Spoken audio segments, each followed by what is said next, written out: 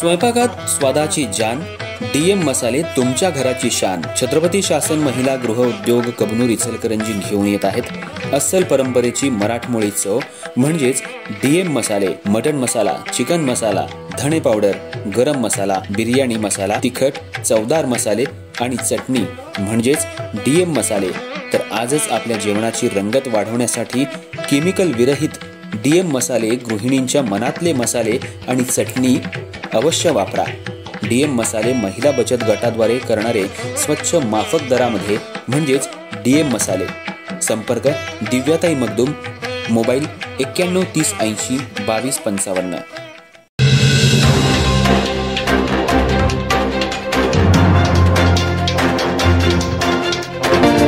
नमस्कार, मी तेजस्विनी मगदूम। एम मराठीमध्ये आपल्या सर्वांचं स्वागत आहे। पाहूया ठळक घडामोडी।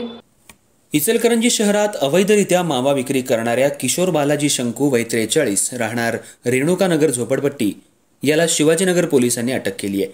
त्याच्याकडून 6 किलो सुका आणि ओला मावा जप्त करण्यात आलाय। त्याला फौजदारी न्यायालयानं 3 दिवस पोलीस कोठडी सुनावली आहे। सरकार पक्षातर्फे ॲडव्होकेट सूर्यकांत मिर्जे यांनी युक्तिवाद केला।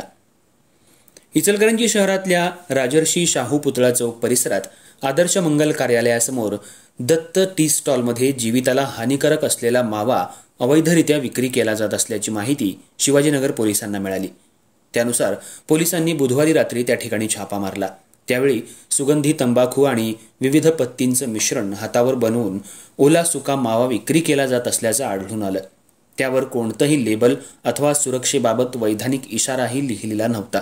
त्यामुळे मावा बनवणाऱ्या किशोर शंकू याला ताब्यात घेत पोलिसांनी त्याच्याकडून 1 किलो ओला आणि 5 किलो सुका असा 6 किलो मावा जप्त केला। या प्रकरणी पोलीस कॉन्स्टेबल सुकुमार बरगाले यांच्या फिर्यादीनुसार शंकू याच्या विरोधात पोलीस ठाण्यात गुन्हा दाखल झालाय। त्याला न्यायालयात हजर केलं असता 3 दिवस पोलीस कोठडी सुनावण्यात आली आहे।